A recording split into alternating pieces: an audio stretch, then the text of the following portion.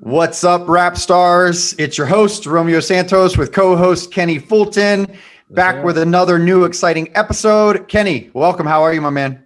Feeling good. Weather's good. Cicadas are out. How about you?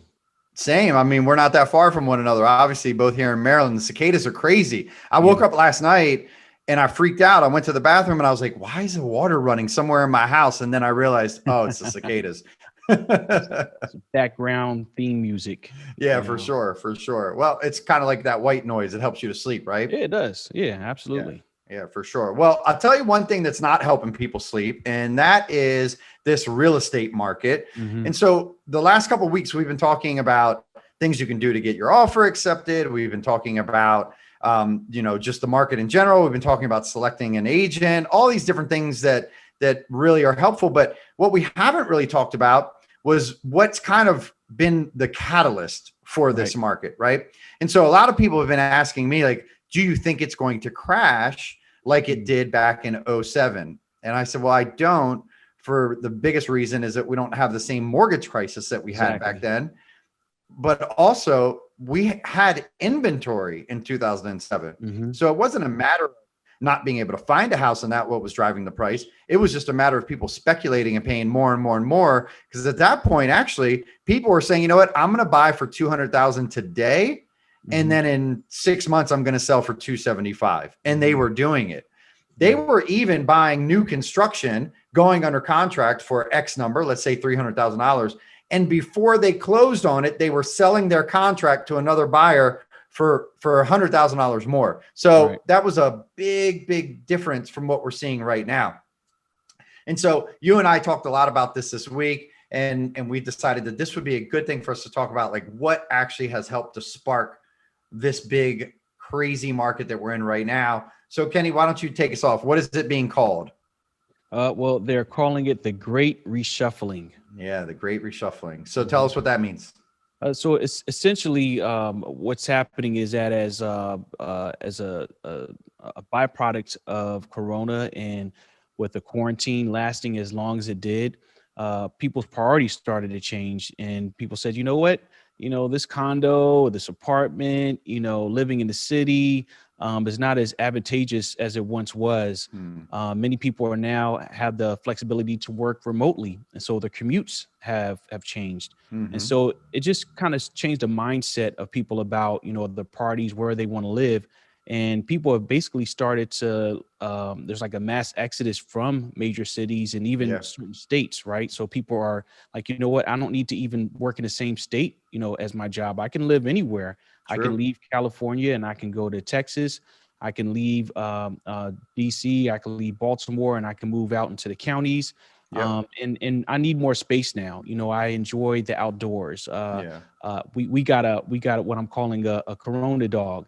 Because dog prices kind of skyrocketed, right? So there are people out there who are like, you know what, I want to go out and walk a dog and things like that. So just in general, as a community, our priorities have changed, and we've started to value other communities more, and people are starting to gravitate towards, leaving the big urban centers and moving towards the suburbs. Yeah, for sure. Well, and what the experts are saying is not so much that coronavirus alone is what sparked the ability to work from home, because that had already started. I mean, people were telecommuting. Like my wife, for instance, she's had her job for 4 years now, and she's worked from home the entire time with maybe one visit a week into Roslyn, which is where her company is. And now, she's not doing it at all because the building is closed down. But that was already happening. But it certainly has put lighter fuel onto the fire, and it's accelerated it like crazy. So people are moving out.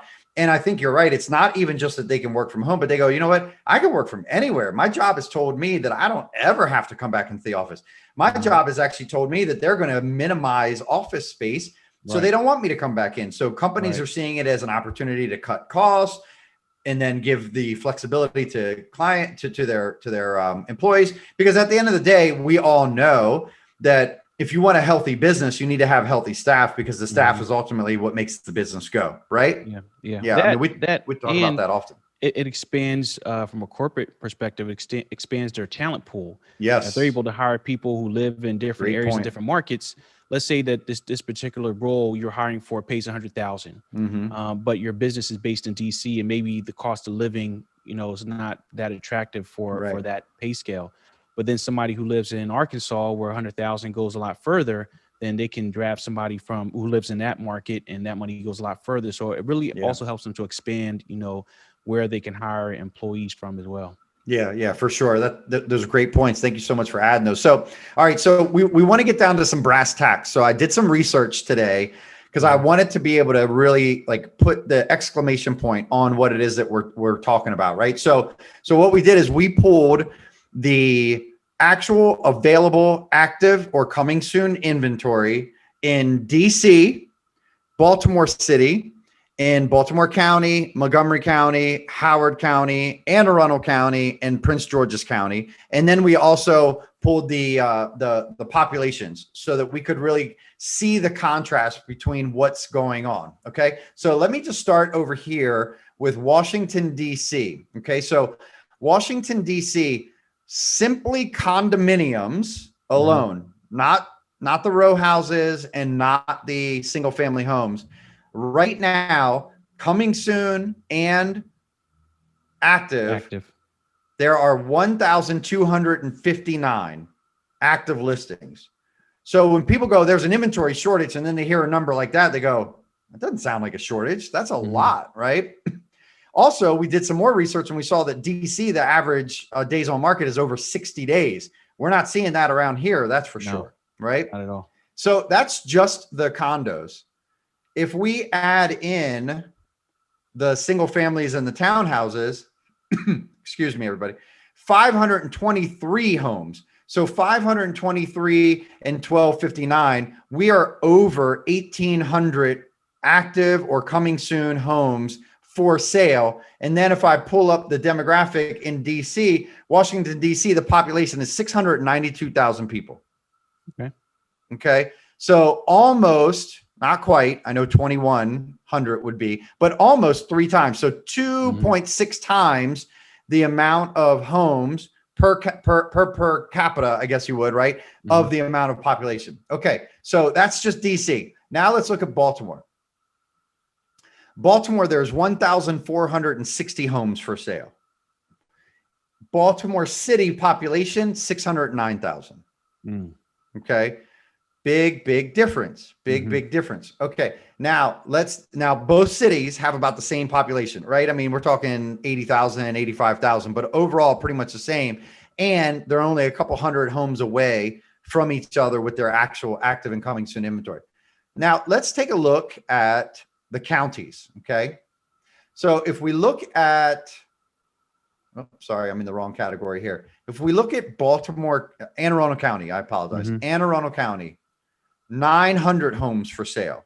Half of the homes for sale as there is in DC. Now, is Anne Arundel County slightly larger than Washington, DC? Oh, for sure. Now, it is obviously a lot more condensed in DC. So if you actually look at the population in Anne Arundel County, 579,000. There's 100,000 less people in Anne Arundel County. 900 homes for sale versus 689,000 in DC and 1,800 homes for sale. Wow. Big difference, double the amount of homes for sale in DC. So that's already starting to tell us the story. It's already starting to tell us the story why the counties are going crazy. There's just much less inventory, right? Much less inventory. Okay, so let's keep moving along. All right, so if we go to, I keep losing my screen here. All right, Romeo, learn how to use a computer. There we go. Howard County, 347 homes for sale. Wow. Nothing. 347 homes and the population, 325. Getting interesting, almost 1-to-1, right? Almost 1-to-1 per thousand, of course. All right. Montgomery County, 1,251. Montgomery County, 1,051,051 is the population. Again, almost 1-to-1 per 1,000. Okay. And then we have Baltimore County, 848 homes. Okay. Baltimore County population, 827. Again, Okay. almost a Pretty 1-to-1, close. Yeah. right? And then Prince George's County, 762, Mm-hmm. 909,000 population. Okay. So we're less than a 1-to-1 Yeah. ratio there. Yeah. So I think it's very, very clear. And Mhm. what people may not know, because they think Prince George's County, they may think, okay, yeah, but PG County is right outside of DC. Correct. But is all of PG County right outside of DC? No. No. There are lots of areas in Prince George's County that are a bit more rural, right? Mhm. Upper Marlboro, where you can find a lot more land. Mhm. So same with Montgomery County as you get further north, Anne Arundel County, as well as you're kind of in the middle of the county. It's a bit more dense in Anne Arundel County. Baltimore County, though, it goes a little further north. There's a lot more areas where you can get more land. You're a bit more spread out. So just looking at the numbers, what we're saying from the data that we've talked about with this, great reshuffling, the data supports it wholeheartedly. The cities have, I wouldn't say a glut, but if you look at the numbers, they have a glut of inventory compared to the county. Right. Yeah. Yep. Yeah. And so what are we seeing again with what's happening with competition in the counties? Yeah. Well, when you think about people right now who are making the decision to buy, Mm-hmm. and if I live in DC and I have a budget of $650,000, and I might be looking at a 1,600 square foot home, right? True.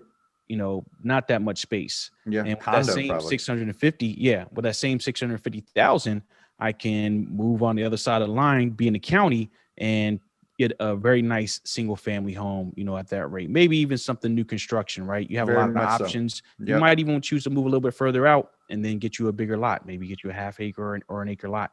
Mm-hmm. So I think just, with people's priorities changing and determining where do I want to invest this type of money. Now, DC is still a great place to invest, Absolutely. but the numbers don't lie. So with the amount of inventory we have per capita in DC being like almost 2.5%, closer to or less than 1% in some of the counties, it's just showing that that's where people are moving. Yeah, for sure. They're moving out. And so, what I've heard from a few people, because everybody gets a little bit different information. So some of my neighbors, they said, well, I've heard that people are moving to Anne Arundel County and there's such a shortage of inventory because they're buying second homes. I think that could be happening on a very small scale, but that's not small scale. That's not really what's driving it. It is this reshuffling of people saying, you know what, I'm tired. I have a colleague who owns a couple houses in DC, and he and his wife recently purchased a house in Arnold, Maryland. And during the entire COVID, they stayed in Anne Arundel County, and now they've decided to make Anne Arundel County home because they don't want to be back in the city. Okay. So I think maybe you've seen stuff like that. Now, they did actually buy that as a vacation, like a weekend home, but now it's turned into their primary residence. Yeah. And they have their DC homes as rentals now. That's a very unique scenario. Very much so. Many people don't have that ability. Correct. Probably doesn't represent, why we're seeing a shift in the numbers. Yeah. But another thing is, it's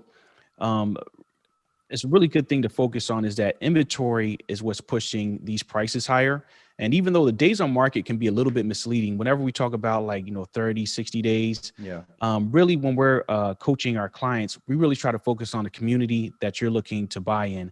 And in many scenarios, we're seeing 3 to 7 days on market. So the turn, so even with that inventory, those numbers, it will also be interesting to try to figure out of let's say 1,000 homes that are active, the average days on market, those same 1,000 homes a week from now is probably another 500 of those are probably already gone. And it's another 500 homes that are on the market. So your opportunities really change day by day. So anybody who's actively out there looking, you have to be looking every single day. It's not one of those things where you see a house out there and then, we'll go check it out next week. It'll be gone. It'll be gone. You see if an it's opportunity and you get out there that day or the next day.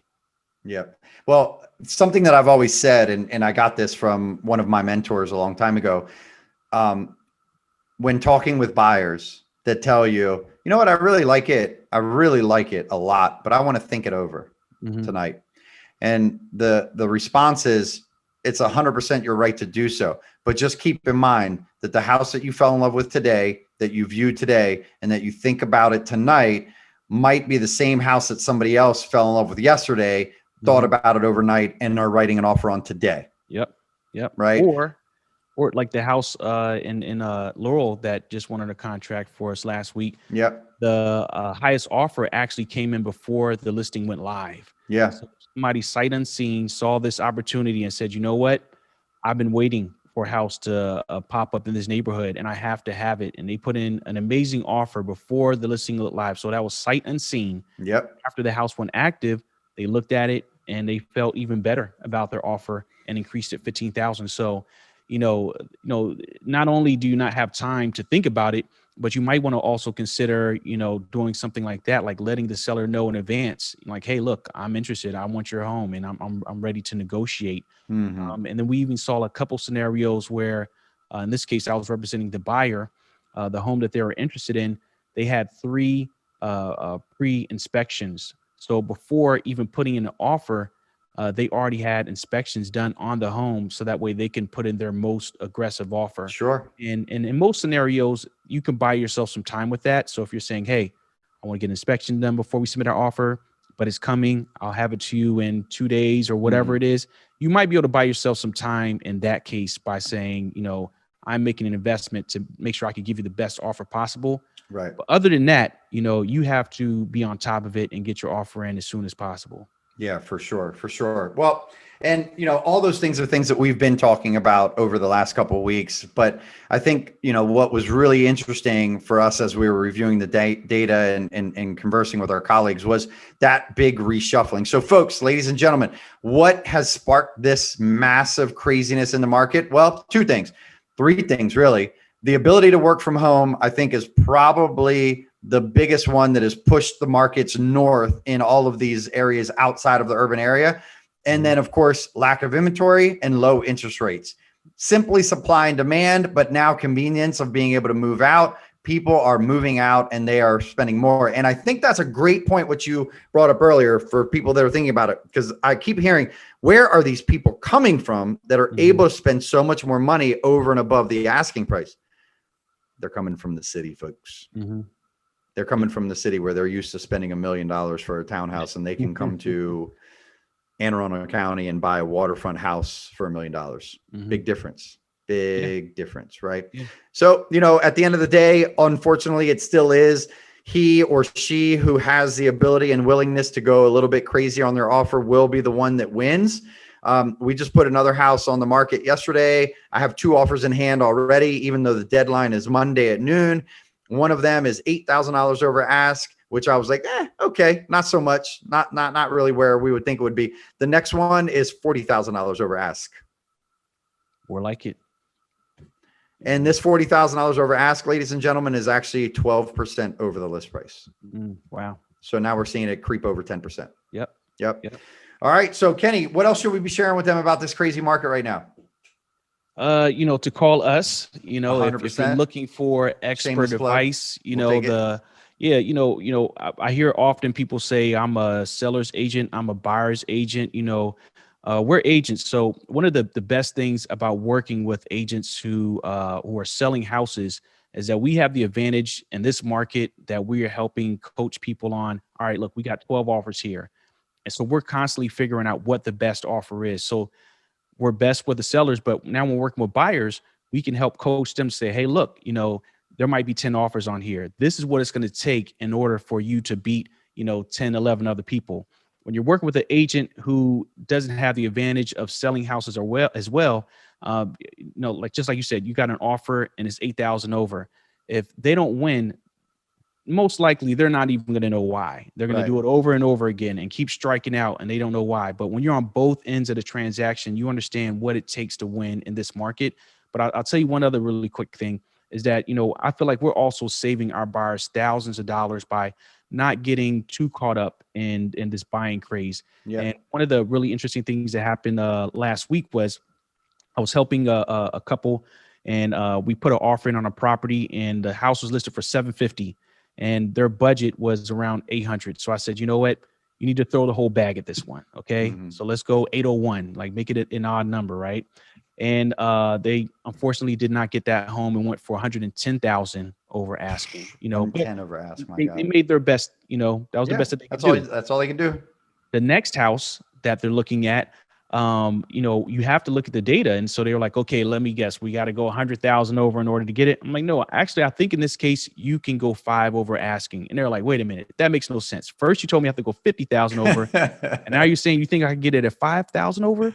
It's because in this case, when we looked at the comps, I was like, you know what?